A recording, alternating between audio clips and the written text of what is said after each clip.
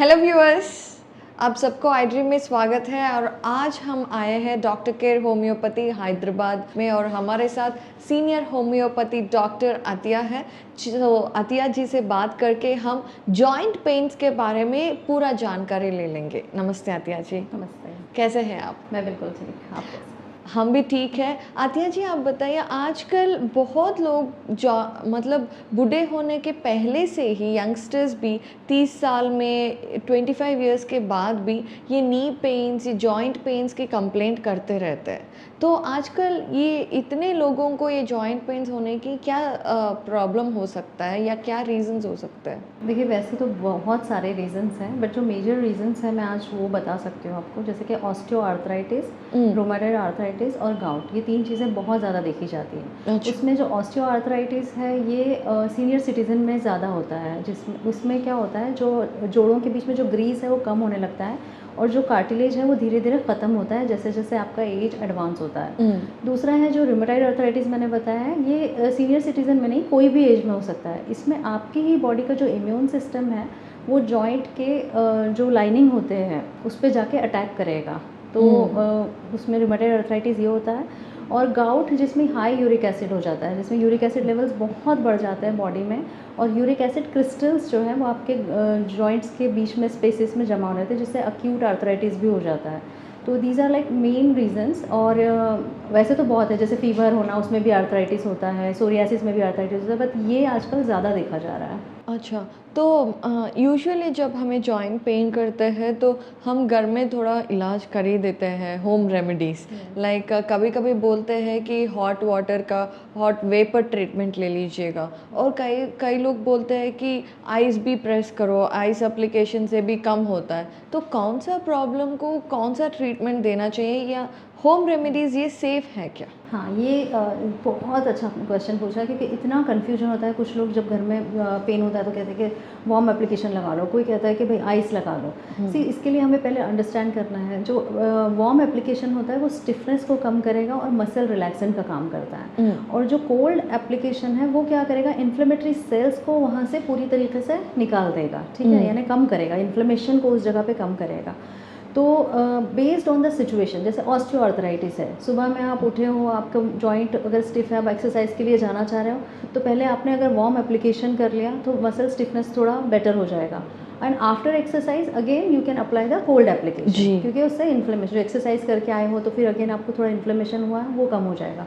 तो alternate cold and hot therapy ये कुछ चीज़ों में बहुत बेहतर है, लेकिन गाउट में नेवर अ हॉट एप्लीकेशन। क्यों? क्योंकि वो एक्यूट इन्फ्लेमेशन है, वहाँ पे ऑलरेडी इन्फ्लेमेटरी सेल्स आ गए हैं, तो वहाँ पे आपको आइस पैक लगाने हैं। तो बेस्ड ऑन द कॉज ये चेंज होता है, but mostly hot and cold alternately will definitely give you good results. ये आप जो रीजंस मेनली बताया गया है, जो भी अर्थराइटिस हो, ये उन लोगों के अंदर यूरिक एसिड का हाई परसेंटेज रहना और गॉट प्रॉब्लम्स होना, ये सब तो कॉमन है। तो ये सब चीज़ों में हमारा फूड का कितना इंटरवेंशन है और हमारा फूड का कितना इफ़ेक्ट्स है, और क्या खाने से हम बेहतर हो सकते हैं, क्या प्रिवेंट करने से हमें बेहतर आर्थराइटिस का पेन कम हो जाएगा? इसको मैं थोड़ा सा डिजीज़ वाइज बताऊंगी आपको जी।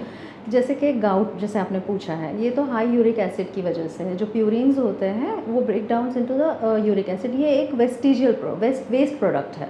जब अगर ये किडनी प्रॉपर से आपकी बॉडी में नहीं निकालेगी तो बॉडी में इसकी मात्रा बढ़ती चली जाएगी।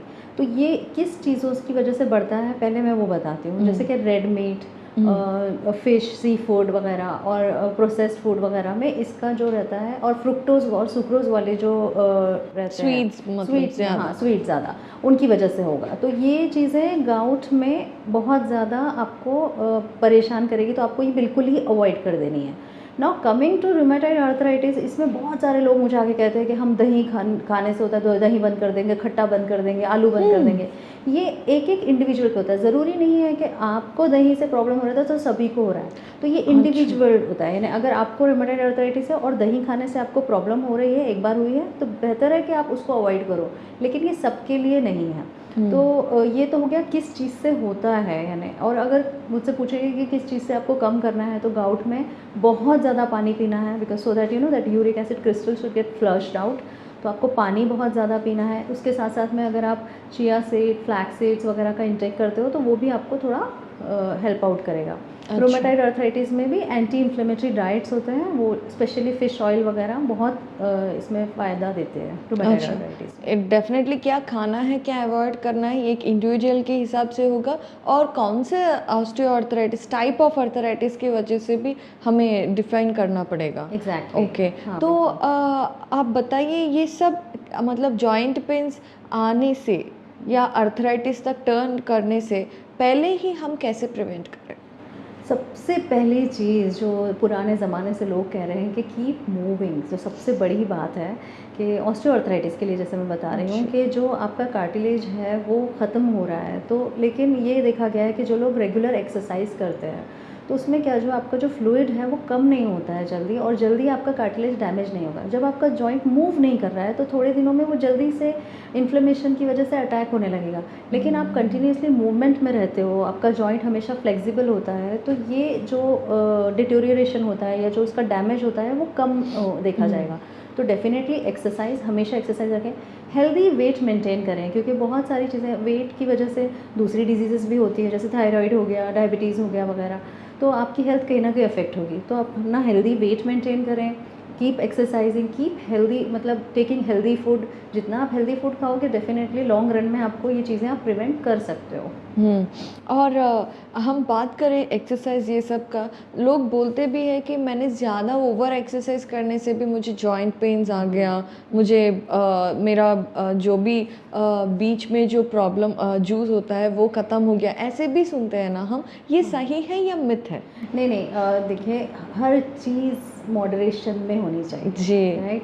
अगर आप बिल्कुल ही मूव नहीं कर रहे, तो जैसे मैंने पहले बताया कि जब आप मूव नहीं कर रहे हो तो डेफिनेटली आपको स्टिफनेस बढ़ता चला जाएगा। और आजकल जो है कि बहुत ज़्यादा, यानी स्पेशली ये जो मैंने देखा गया है कि वेट कम करने, जल्दी कम करने के चक्कर में जो बहुत ज़्यादा एरोबिक्स और एक साथ, तो एक लिमिट होती है, बॉडी आपको सिग्नल देती है कि भाई अब रुक जाना है। तो उस केसेस में एक्यूट इंजरी होगा, लिगामेंट टेयर हो जाएगा आपका, और उसकी वजह से फिर बोन आपके डैमेज होने लगते हैं वगैरह। तो ओवर भी नहीं करना है और बिल्कुल ही नहीं करना है, नहीं, एक मॉडरेशन होना चाहिए, but definitely exercise is very important. अच्छा, तो डॉक्टर अतिया जी, आप मुझे ये बताइए कि आजकल की लड़कियां बहुत डाइटिंग के चक्कर में भी रहते हैं, और इससे हमें बहुत सारे साइड इफ़ेक्ट्स भी होते हैं, हेमोग्लोबिन परसेंटेज कम होना, एनीमिक हो जाना और हार्मोनल इम्बैलेंस होना, या नहीं तो डाइटिंग नहीं है तो कोई भी चीज़ से हमें हार्मोनल इम्बैलेंस भी होते हैं, या थायराइड, पीसीओडी, ये सब भी होते हैं। तो क्या हमारे जॉइंट्स पे भी ये हार्मोनल इम्बैलेंस का इफ़ेक्ट पड़ता है? हार्मोनल इम्बैलेंस का इफ़ेक्ट इतना नहीं, जितना जो डाइटिंग करने वालों से गलती क्या होती है कि वो लोग इतना कम खाते हैं कि यानी न्यूट्रिशन, जैसे ऑस्टियोआर्थराइटिस में क्या होता है, आपका ग्लूकोसामाइन, आपका जो कॉन्ड्रोसाइट्स वो है कम होने लग रहा है ना, डैमेज होने लग रहा है, तो आप खाना ही नहीं खा रहे हो, कैल्शियम आपको बॉडी में नहीं बन रहा है बराबर से, हेल्दी फूड खा रहे हो तो मिनरल्स, विटामिन आपको बराबर मिल रहा है। लेकिन कुछ लोग बिल्कुल ही, यानी फास्टिंग, इंटरमिटेंट फास्टिंग, बिल्कुल खाना नहीं है, वो उस तरह की डाइटिंग तो बिल्कुल रिकमेंड नहीं करूँगी मैं। और डेफिनेटली हार्मोन्स का इफेक्ट होता है बॉडी पे, क्यों नहीं होता है, क्योंकि आपने देखा होगा कि मेनोपॉज में जब पीरियड्स रुक जाते हैं तो ऑस्टियोआर्थराइटिस ज़्यादा होने लगता है। ओके। हाँ, तो हार्मोन्स का इफेक्ट होता है कैल्शियम मेटाबॉलिज्म पे, और फिर कैल्शियम मेटाबॉलिज्म का इफेक्ट होता है जॉइंट्स पे। तो इस तरह से ये डेफिनेटली रिलेटेड है। ओके, तो ये सब हमें डायग्नोस कैसे करते हैं? कोई टेस्ट होता है या ब्लड टेस्ट होता है या फिजिकली डॉक्टर टेस्ट करके बताता है? How do we diagnose? Definitely physical examination सबसे पहले तो बहुत ही इंपॉर्टेंट है। बहुत सारी डिजीजेज आपको जस्ट देखने से भी समझ में आ जाती है, जैसे गाउट है जिसमें टोफा होते हैं, सूजन आ जाती है, वहाँ पे आपको समझ में आ जाएगा।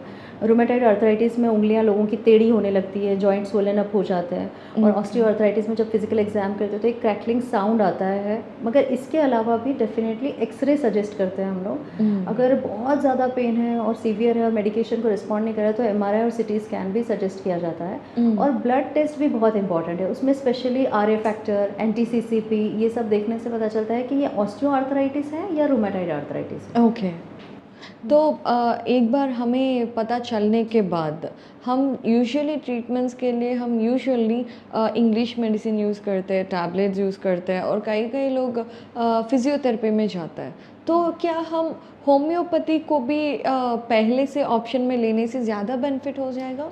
डेफ़िनेटली होगा। देखिए, क्योंकि कोई भी डिज़ीज़ जब, और यानी आप जितना उसको क्रॉनिक करोगे तो सिर्फ़ होम्योपैथ के लिए नहीं, किसी भी डॉक्टर के लिए बहुत मुश्किल हो जाता है उसको पकड़ना, उसको ट्रीट करना, क्योंकि जितना आप उस चीज़ को बढ़ा कर आओगे, फिर डॉक्टर के लिए उतना ही थोड़ा डिफ़िकल्ट होता जाता है आपको क्योर करना। तो जैसे ही मैं तो कहूँगी, अगर किसी को पेन हो रहा है, एक बार हो रहा है, ठीक है, आपने होम रेमेडीज़ कर लिया, लेकिन बार-बार हो रहा है, it is like alert sign. आपको अलर्ट होना है, फ़ौरी तौर पे उसकी जाँच करवानी है, चेकअप करवाना है।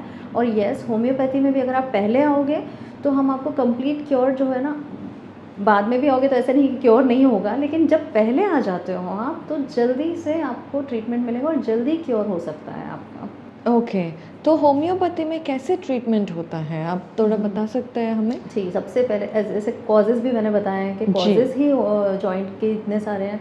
तो किसी भी डॉक्टर के लिए फ़र्स्ट ऑफ़ ऑल, पहले जो कोई भी जॉइंट पेन से आता है तो पता करना बहुत ज़रूरी है कि ये क्या हो रहा है, एग्ज़ैक्टली इसे क्या हुआ है। फिर ये तो हो गया डिज़ीज़ डायग्नोसिस। उसके बाद होम्योपैथी में जैसे पेन है, तो जनरली दूसरे पैथीज़ में है कि सेम मेडिसिन सबको एक जैसा रहता है, लेकिन फिर डोज़ अलग होगा। लेकिन होम्योपैथी में पूरा का पूरा मेडिसिन ही बदल जाएगा आपका, बेस्ड ऑन योर कॉन्स्टिट्यूशन। अगर आप मुझे बता रहे हो कि बर्निंग पेन है, मेडिसिन डिफरेंट। आप बोल रहे हो कटिंग पेन है, स्टिफनेस हो रहा है, medicine is different. Pulling pain है, मेडिसिन इज़ डिफरेंट। तो होम्योपैथी में जब आप डॉक्टर के पास जाओगे, डॉक्टर आपकी सारी डिटेल्स लेगा। इवन पेन के दौरान आपका फिज़िकल्स कैसे हैं, यानी आप बहुत स्वेट हो रहे हो या ठंडी लग रही है आपको, तो वो सारी चीज़ें कंसिडर करके जब होम्योपैथिक मेडिसिन देते हैं तो slowly and gradually not only pain will subside, जो उसका रूट कॉज है वो भी धीरे धीरे ख़त्म होने लगेगा। जी, तो यूजुअली अगर आपके पास कोई मॉडरेट पेन से आर्थराइटिस से सफ़र करते हुए आपके पास आया है, तो कितना कितना दिन में या कितना ड्यूरेशन में ये पूरा कम हो सकता है? देखिए, ऑस्टियोआर्थराइटिस तो एक इनिशियल स्टेजेस में डेफिनेटली कंप्लीटली कंट्रोल किया जा सकता है, क्योंकि उसमें अगर मेडिसिन अगर आपको सही मेडिसिन मिल जाए और सही टाइम पे मिल जाए तो ग्लूकोसामाइन और कार्टिलेज रीजनरेट भी हो सकता है। लेकिन afterwards it is a irreversible process, तो उसको कंट्रोल करना होगा। लेकिन अगर आप टाइम में बात करेंगे, कोई पेन के साथ मेरे पास आया है तो 2-3 महीने में पेन तो सबसाइड हो जाएगा, बट कोई भी पेन एक लॉन्ग टर्म प्रोसेस है, आपको उसके लिए लंबा इलाज लेना पड़ेगा। हो सकता है साल 2 साल तक भी आपका ट्रीटमेंट चले। सिमिलरली रूमेटॉइड आर्थराइटिस में भी एक ही ऑटो इम्यून कंडीशन है, तो पेन तो जल्दी कम हो जाएगा, लेकिन वो ऑटो इम्यूनिटी जो आपको, ऑटो इम्यून डिजीज़ जो अंदर बन गई है, उसको रिवर्स करने के लिए काफ़ी टाइम लग सकता है। अच्छा, तो अभी मतलब आपके पास ट्रीटमेंट में यूजुअली दूसरे ट्रीटमेंट्स में फिजियोथेरेपी, ऑयल मसाजेस, ऐसे डिफरेंट डिफरेंट ऑप्शंस भी रहता है। सो होम्योपैथी में भी ये सब सजेस्ट करते हैं या सिर्फ मेडिसिन्स नहीं होता है? नहीं, क्यों नहीं, वो सी हर pathy and every alternative treatment has its own benefits. तो मसाज करना, या फिर अगर जो भी हॉट एप्लीकेशन, कोल्ड एप्लीकेशन कर रहे हो, या आप कायरोप्रैक्टर के पास जा रहे हो, फिजियोथेरेपी तो मैं खुद भी अपने पेशेंट्स को रिकमेंड करती हूँ, because it's a very good science. लेकिन ये जो है, ये इट्स अ सपोर्ट। लेकिन जो ट्रीटमेंट है वो तो इंटरनल ज़रूरी है, क्योंकि अंदर जो चल रहा है उसको मेडिसिन ही क्योर करेगी। राइट। तो ये दोनों चीज़ों का combination definitely will help you. अच्छा, सो डॉक्टर आतिया जी, आपने जॉइंट पेन्स के बारे में पूरा जानकारी दिया है, और फाइनली जो जॉइंट पेन्स, क्योंकि बहुत एज के बाद भी ये जॉइंट पेन से बहुत लोग सफ़र करते रहते हैं। उन लोग ऐसे सोचते हैं कि ये अभी हम ट्रीटमेंट करके भी क्या करें, they'll suffer like that with pains and inflammation and all. तो उन लोगों को as a doctor what do you want to suggest? नहीं, मैं इस जॉइंट पेन ही नहीं, जब मैं तो हर डिजीज़ में भी कहूँगी कि हमारी एज हो गई है तो उसको एक्सेप्ट कर लेना है एंड मूव ऑन करना है। नहीं, आजकल साइंस इतना बढ़ गया है, होम्योपैथी में खुद इतनी रिसर्च बढ़ गई है, जो पहले शायद पॉसिबल नहीं था, लेकिन अब होम्योपैथी में वो मेडिसिन हैं जो इवन सीनियर सिटीजन्स के लिए बहुत अच्छा है, not just in joint pain, in anything. तो please reach out to the doctor, doctor के पास आएँ, उसका हल है, इलाज है, उसको लेकर नहीं एक्सेप्ट करके वो पेन के साथ नहीं रहना है। डेफिनेटली इसका इलाज है। आपको ठीक है, पूरी तरह से नहीं, आप भागने दौड़ने नहीं लग रहे, लेकिन आपका जो पेन है, जो दर्द में आपको बिल्कुल बेटर हो जाएगा। तो आप प्लीज़ डॉक्टर के पास आएँ, कंसल्ट करें। हाँ, तो डॉक्टर केयर होम्योपैथी में आज हमें जॉइंट पेन्स के बारे में आपने बहुत सारे इन्फॉर्मेशन दिया है। Thank you so much. Thank you.